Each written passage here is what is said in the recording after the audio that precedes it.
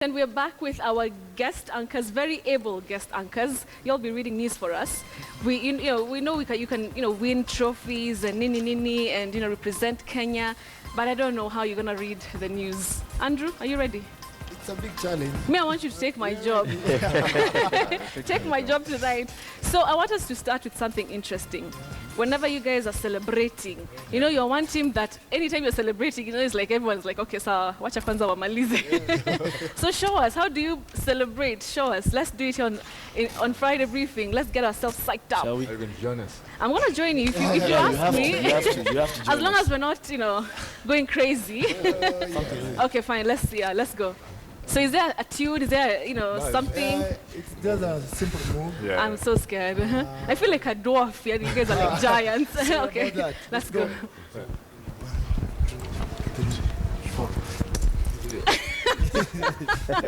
I like that. So let me teach you mine. Maybe you can add it to the next time. The next time you go, okay, so yes, stand up. What you mean? You think I can also not break it down? All right, so I think we should, I don't know, just a simple Throwback, huh? throwback, eh? Come on. Some of you are old, I know. So please, the next time the next match, I mean the next game you'll have, it's in New Zealand, right? Yeah. I better see that move. All right, fine. Let's get to know you guys a little bit better. So, how is it being famous and very talented? Willie? I can't really say we're really famous, but we enjoy the moments because we really work hard off the pitch and Right.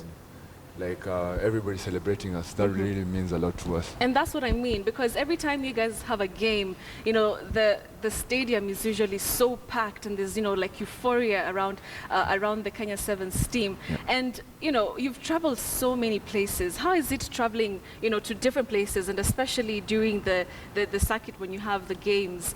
Biko, how is that? I mean, it's awesome traveling all over the world. We see so many different places, and it's good just to experience all the different cultures, different people, different stadiums, different crowds. But one thing's for sure, the Kenyans in all the places we travel to, they're always there, and loud, making the noise. Are so loud, and they have super even in the smallest numbers, they make the loudest noise in the stadium. So yeah, it's awesome. Talking about the fans, because they always follow you. How important is having fans who are always supporting you, Oscar? Yeah. Especially you, sometimes when you're celebrating, we know some things you do. The fans give us a lot of energy off the pitch, because playing in a different country, once you hear them cheering for you guys, you feel like you're at home. Yeah. So you play more confident and you feel happy knowing that there are people supporting you. Right. Yes. Now, one thing that, people are asking when I said that you guys are coming, one of the questions was, you guys, still have other things that you do. And Billy, I remember you're also in school. How are you able to balance between playing, rugby for Kenya, and then also going to school, It's actually quite challenging. Right. But at the end of the day, you have to strike a balance between the two, because you have to make sure that one does not suffer, because you have to go to school or people work, and rugby also. So just need to strike a balance and know how to manage your time well. Right, Yeah. right.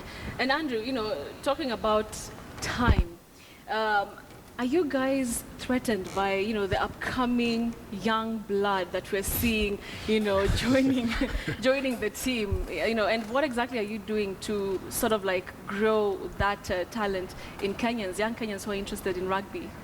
I think it's a big morale for us to be able to see the young guys coming in and to be able to blend into the team and playing very well. I think it's a big boost for us, and it's a big challenge for the country to know that we've got talent in the country. And Kenya 7 is a team for everyone. Everyone who has a talent can come in and show their talent. It's open to everyone, and we are very glad to have young guys coming in and to be able to take over the team. Do you guys feel threatened in any way? I would not say we are really threatened, because it's open. Everybody has a chance to prove himself. Everybody gets the chance to prove himself.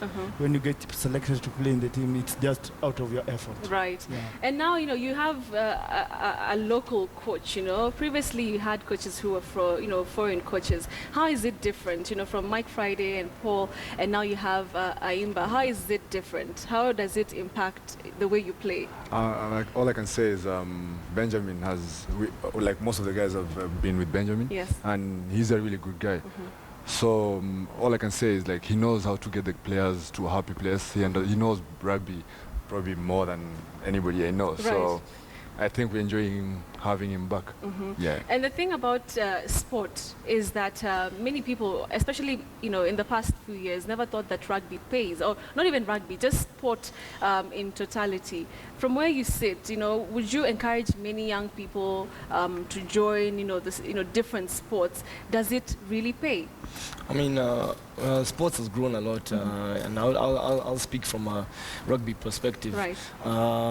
It has grown a lot, and these days, actually, yes, as a young player, you can actually earn something from rugby. You can actually get something to, support yourself, support some of your family members, and it can only get better. That's what I can say, and we hope that it does get better for the future, and more and more sponsors come through to, support the team and take it to the next stage. The next stage. Yeah. And talk about the next stage, Andrew. I want to throw this to you.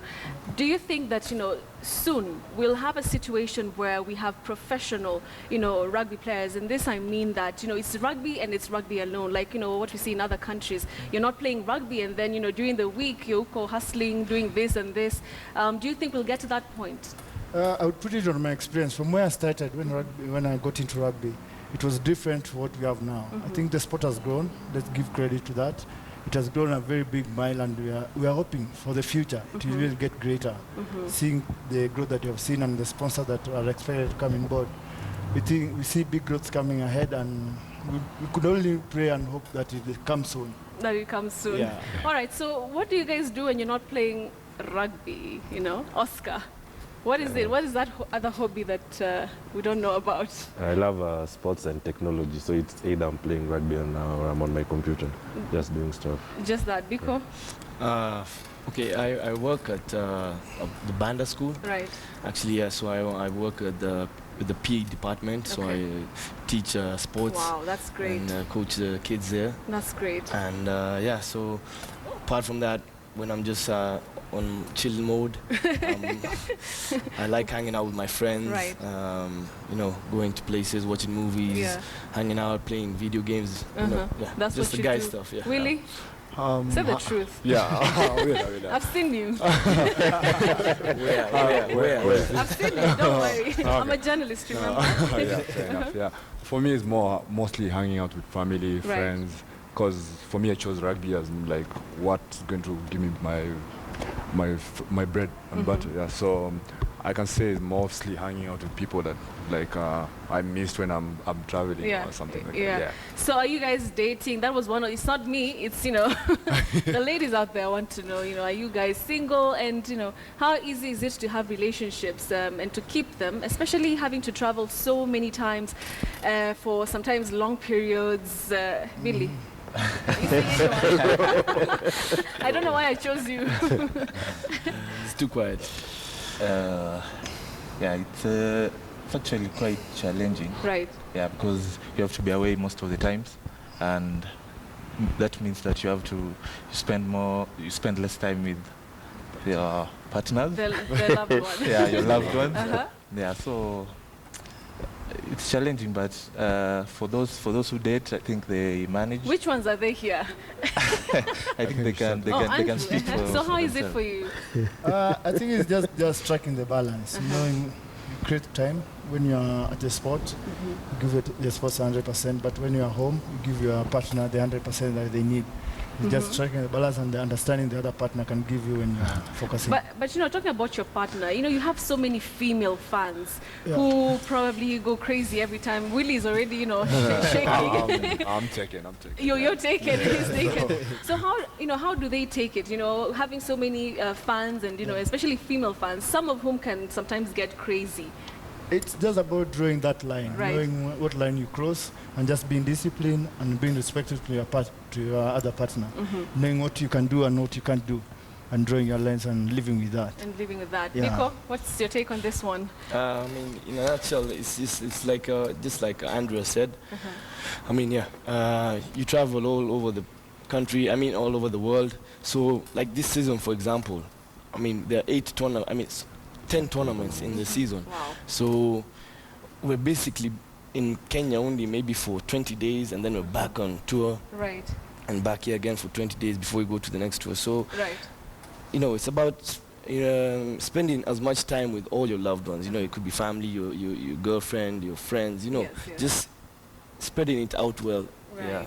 And balancing it out. Oscar, you're too quiet on this one. You know, you're looking down like, but you don't ask me. It's just like having a boundary. And know how to deal with attention, because don't let the attention psych you in.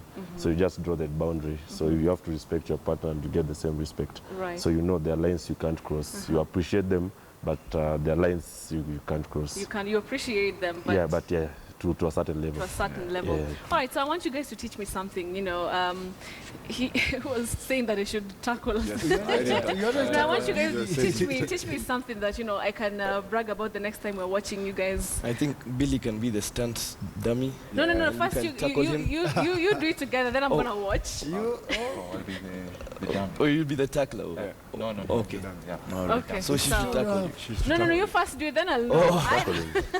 Okay, let's do it. Yes, William. Okay. It's the best tackler. Okay.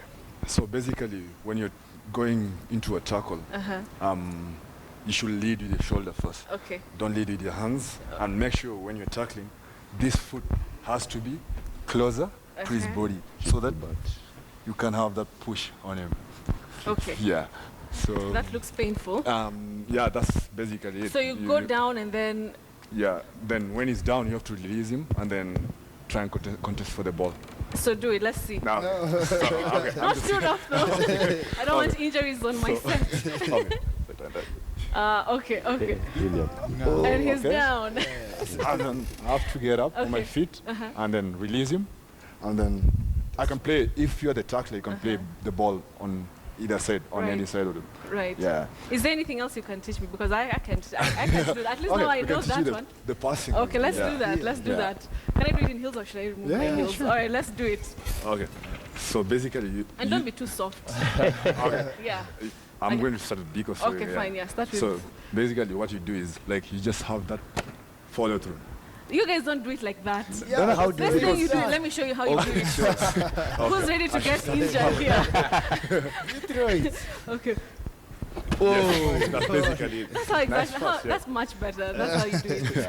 All right. So let's talk about the training. You know, you guys train, and even right now you're in camp. You're from training, and you know I had to steal you for the show. How intricate is it, and how important is it for you guys to keep training constantly?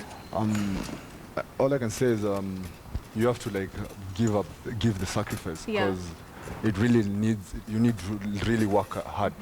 So if it's the training has been called, if it's some of us wake up at 4 a.m. in the morning to make it to training. Wow. So you just have to have that will. So it's also about dedication. Yeah, dedication. And what can you tell, aspiring young, men and women also, the lionesses, we've not talked about them, what can you tell them to inspire them, to not give up? Because sometimes you find parents, I want to be joining the Kenya 7's, and the parent says, no, I don't think so. What can you tell young aspiring players?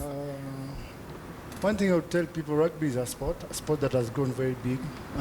It's a sport that is open to everyone, and both to ladies and men. Yeah.